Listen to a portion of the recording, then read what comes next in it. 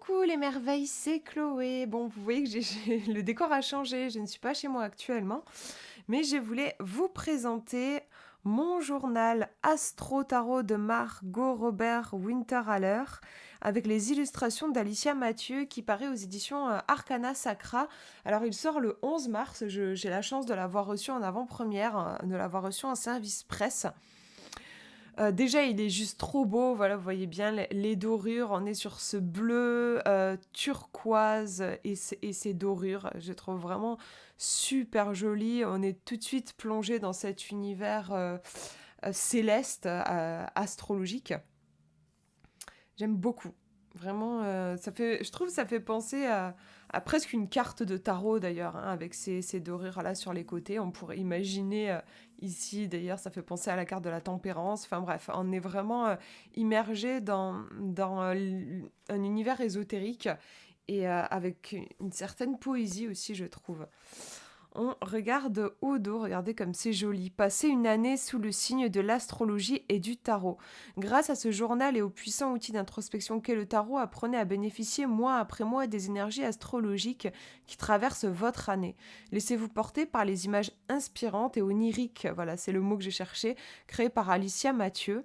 Suivez les conseils de Margot Robert Winterhaller, tarologue et psychopraticienne, pour profiter des ressources des signes astrologiques selon leur période. C'est ainsi que votre mois d'avril bénéficiera de l'énergie constructrice du taureau, que vous serez empli de la curiosité des gémeaux en juin et de la créativité du lion en août. Pour chaque période astrologique, vous aurez à votre disposition des thèmes de réflexion et plusieurs tirages de tarot pour recevoir pleinement les bienfaits de chacun des signes du zodiaque. Et il est au prix de 19,50 €. Donc c'est intéressant. Alors moi je connais pas, je suis pas du tout calée en astrologie. Et je trouve intéressant de voir là, je découvre avec vous du coup le résumé, je l'avais pas lu avant. Et créativité du lion en août, je trouve ça drôle parce que en août dernier, c'est là que j'ai écrit le livre sur l'hypersensibilité que je viens de sortir avec les petits dragons. Je l'ai écrit en août et vraiment j'avais ressenti un élan créatif, donc c'est vrai que c'est drôle, je trouve, de remarquer ça. Alors, on va le regarder ensemble, ce livre. Donc là, hop, on a cette... alors, c'est vrai que j'ai pas une lumière qui rend super bien les couleurs. On a un beau turquoise, en fait, ici. Alors, on a quelques mots ici sur l'auteur et sur l'illustratrice. Elles sont toutes belles. Introduction.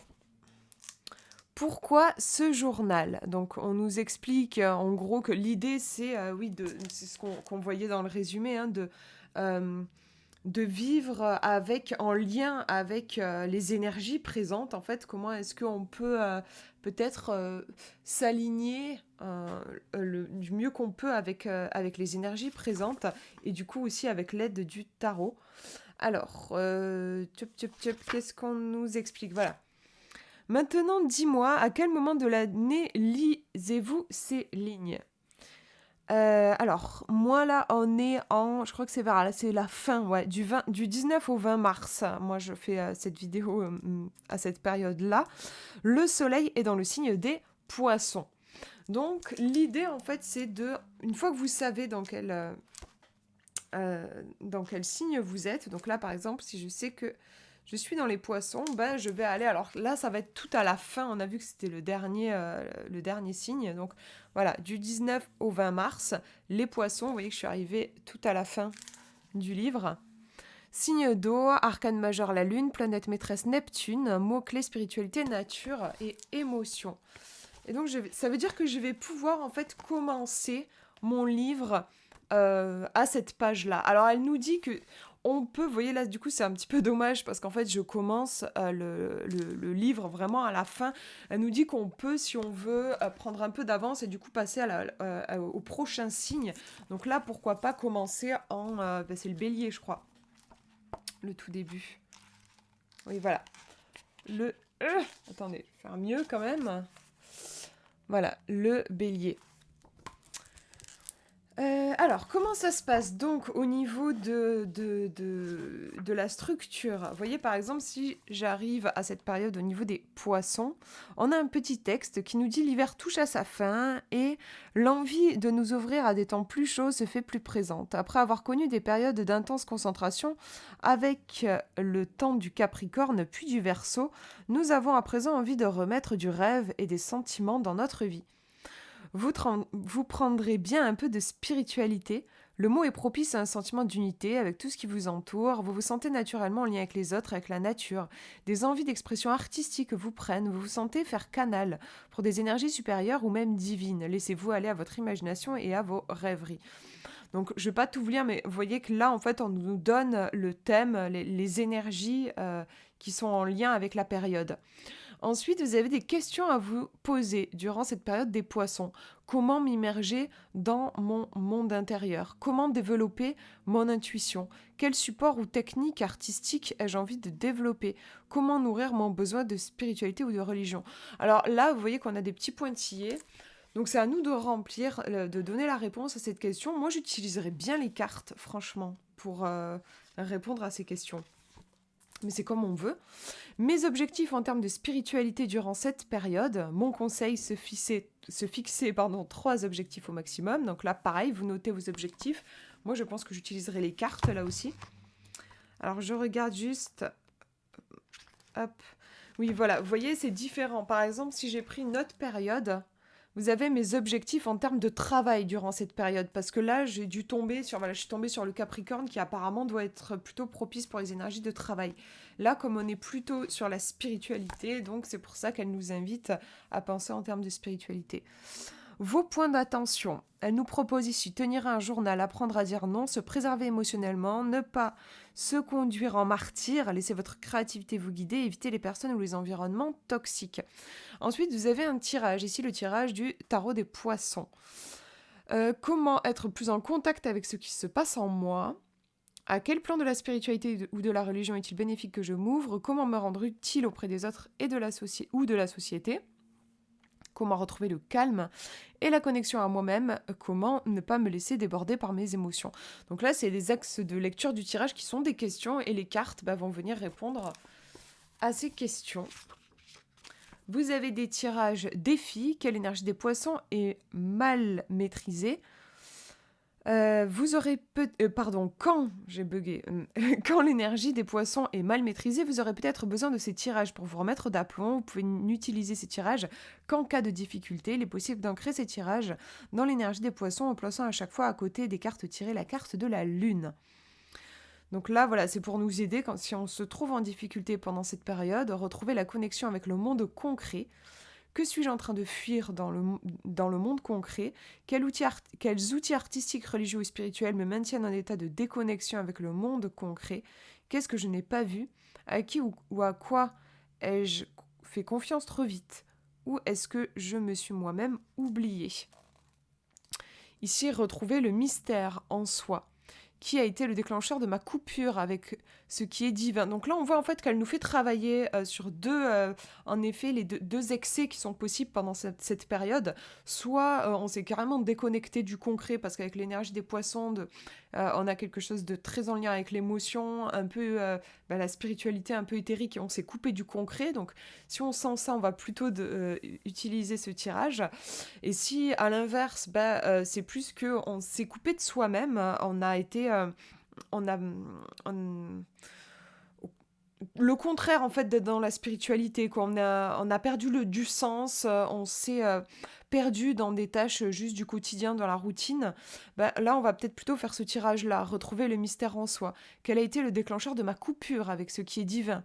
Pourquoi cette connexion divine est-elle insupportable pour moi? Qu'est-ce que je m'empêche de vivre pleinement? Qu'est-ce qui m'empêche de vivre pleinement mes émotions? Qu'est-ce qui me coupe de ma créativité et de mon imagination? Et ensuite, on va avoir des pistes de guérison. Ensuite, vous avez évalué la période des poissons. Objectif 1, donc là c'est pour faire le bilan. Voilà, l'objectif, le numéro 1, est-ce qu'il a été atteint? Ai-je manqué de pragmatisme? Ai-je manqué d'imagination ou d'intuition? Là aussi, je pense que ça change d'une période à l'autre. On va regarder.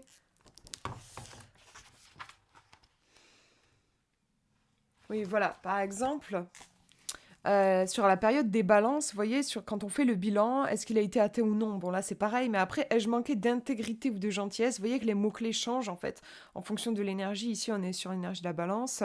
Ai-je manqué d'esprit de décision? Voilà. Vous voyez que c'est différent, on est dans d'autres énergies. On va être, en fait, focus sur d'autres choses. Pareil, donc, du coup, pour l'objectif 2, je manquais de pragmatisme, je manquais d'imagination et d'intuition. Là aussi, c'est pareil, vous voyez qu'elle nous fait explorer les deux polarités. Soit c'est qu'on a manqué de pragmatisme, on était un petit peu trop dans les étoiles ou quoi. Soit à l'inverse, on était un petit peu trop dans le terre-à-terre et on n'a pas connecté à cette intuition, à cet imaginaire, à cet aspect de la spiritualité. Donc pareil pour l'objectif numéro 3. Et ensuite, vous avez un espace pour prendre des notes. Et alors, vous avez après, du coup, le mot de la fin. Donc là, c'est vraiment le mot de la fin, parce que c'est la fin du livre. Je veux dire, c'est pas, vous n'avez pas ça pour chaque période. Là, c'est vraiment le mot de la fin par rapport à la fin de cette exploration-là. Elle nous propose un dernier tirage pour vous à pratiquer. C'est un tirage très fourni, puisqu'il ne compte pas moins de 24 cartes. Je crois que j'ai jamais fait de tirage avec 24 cartes. Donc là, vous allez avoir une carte pour le bélier, le taureau, Gémeaux et maison 3, cancer et maison 4, lion et maison 5. Je vous montre comme ça, vous pouvez voir avec moi. Voilà, bilan, où en suis-je du point de vue de ma santé ou de mes routines? Projection, quelles bonnes habitudes j'ai envie d'en créer l'année prochaine et quelles sont les mauvaises habitudes dont je veux me débarrasser? Bon, là, j'ai l'impression qu'on est en effet sur un tirage bilan et je pense assez costaud. On va pas le faire en 10 minutes, celui-ci. Voilà, vous avez la disposition ici des cartes.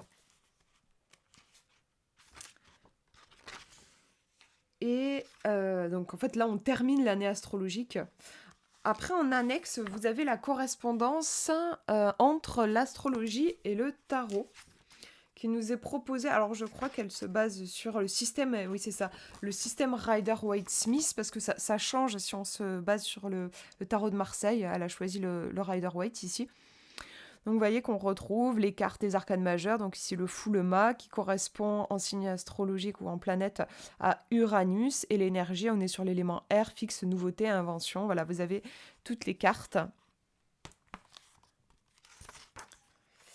Et alors quand je dis toutes les cartes, ce sont les arcanes majeures. Vous voyez qu'on va jusqu'au monde avec Saturne, élément terre cardinal, discipline et récompense.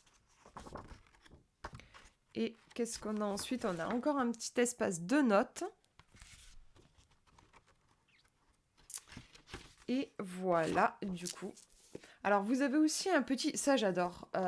J'aime toujours quand il y a un petit marque-page intégré. Parce que moi, j'ai souvent plusieurs livres en cours de lecture. Et du coup, j'ai besoin de plein de marque-pages. Et souvent, bref, je suis en manque de marque-pages où ils glissent. Enfin bref, j'aime bien qu'ils soient intégrés. Et puis là, c'est vachement... ça a vachement de sens puisqu'on est... C'est pas un livre, en fait, en soi, c'est un journal. Donc... on va jamais être au même endroit en fonction du moment de l'année. Donc c'est chouette, je trouve que ce soit intégré. Si voilà, il y a ce beau bleu, c'est un bleu un peu comme le lapis lazuli, en fait, ça me rappelle cette couleur-là. Voilà, du coup, pour la présentation de ce livre, donc là, je vous ai vraiment fait un focus sur l'énergie des poissons, mais vous avez compris que voilà, ça va changer en fonction de la période.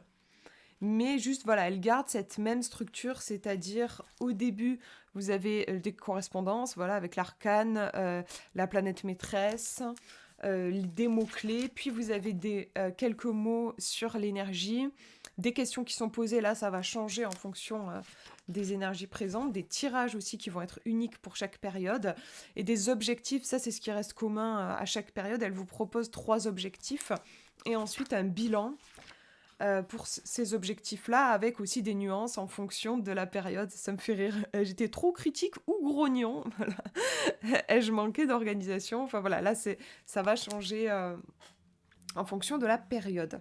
Donc c'est chouette, on a pas mal de tirages. Moi qui adore découvrir de nouveaux tirages, ben là, on a vraiment pas mal de propositions. C'est un très beau journal. J'ai hâte de m'y mettre. Vous voyez que je ne l'ai pas encore rempli, mais j'ai vraiment envie de de gratter du papier, là. J'ai envie d'écrire, j'ai envie de m'introspecter. C'est... Voilà, je suis vraiment super contente de l'avoir. Je le trouve sublime, vraiment. Voilà pour cette présentation. J'espère que ça vous aura inspiré. Je vous fais de gros bisous. Prenez bien soin de vous.